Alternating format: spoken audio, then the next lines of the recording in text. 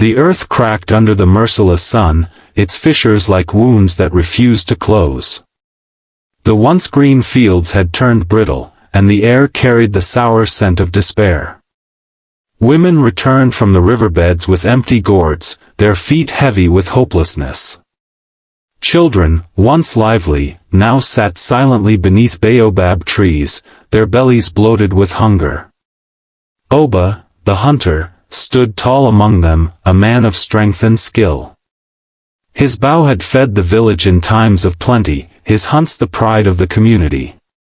Yet his heart swelled with pride like an overfilled calabash. He muttered, "If no one else can save this land, I will.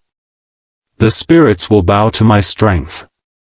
That night, the elders gathered beneath the sacred Irako tree. Smoke from burning herbs curled into the starlit sky as the oldest among them, Naji, spoke. "Oba, the drought is not of mortal making. It is the river spirit's will. The sacred antelope must not be harmed, lest we curse ourselves further." But Oba, leaning on his spear, sneered. "I fear no spirit. I have slain lions with one arrow. Why should I tremble before a deer?" Murmurs rippled through the gathering. Some pleaded with him, others shook their heads in silence. The wisdom of humility was lost on Oba's ears. Oba sharpened his arrows by moonlight, each scrape of stone against iron echoing his defiance.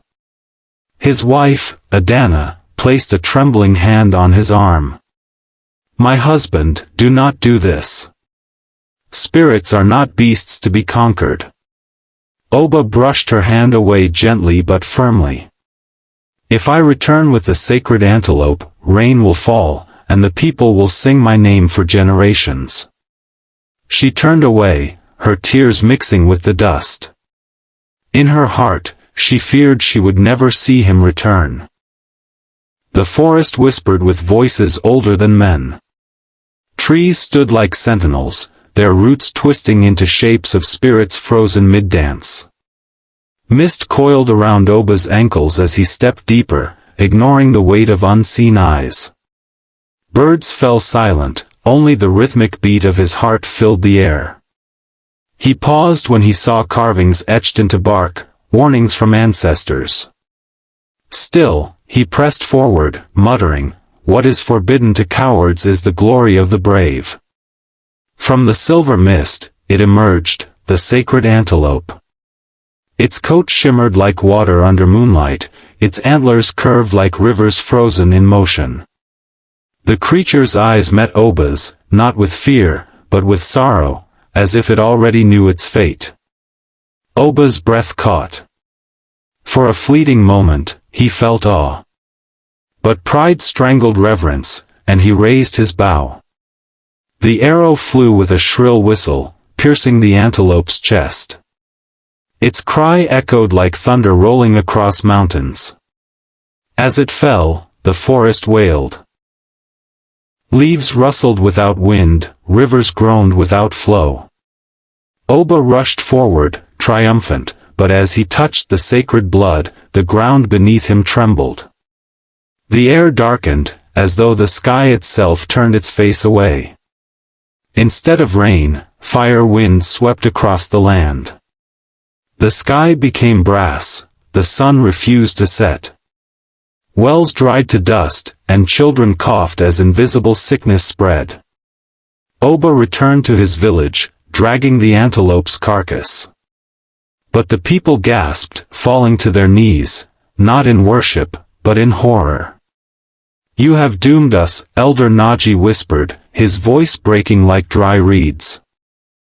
The days grew crueler.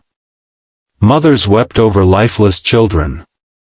Fathers cursed Oba's name in the marketplace. Adana, torn between love and fury, could no longer meet his gaze. The elders decreed, "Only the river spirit can lift this curse. Oba must journey to her world and beg forgiveness." Oba bowed his head, pride crushed by guilt. For the first time, he felt the weight of humility pressing on his shoulders. Oba followed the river upstream until its waters vanished into a cave mouth glowing faintly. He entered, each step heavier, until he crossed into the spirit world. Here, rivers flowed in the sky like serpents of silver. The ground breathed. The air shimmered with ancestral whispers.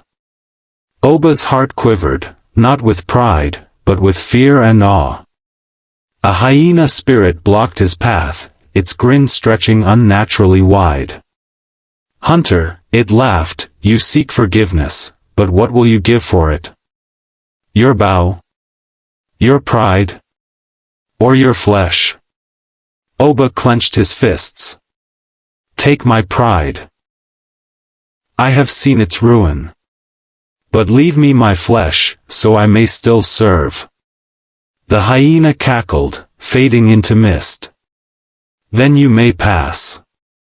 Figures formed from river mist, men and women with faces Oba recognized from childhood tales.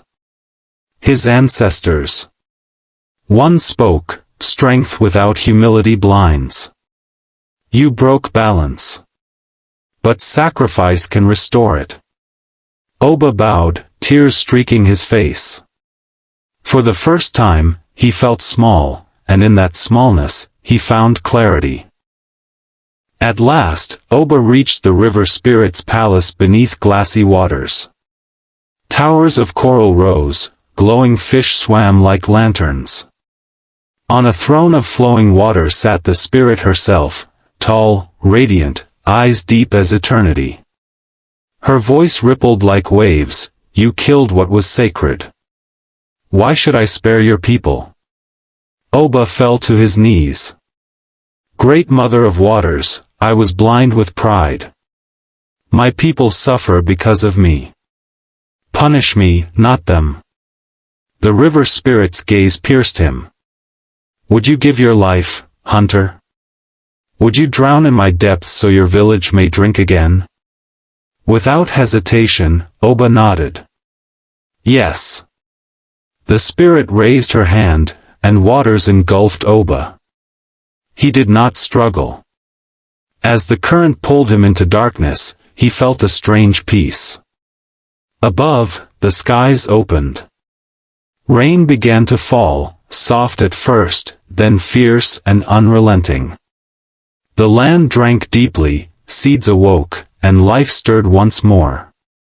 The village thrived once more. Green returned, rivers swelled, laughter echoed.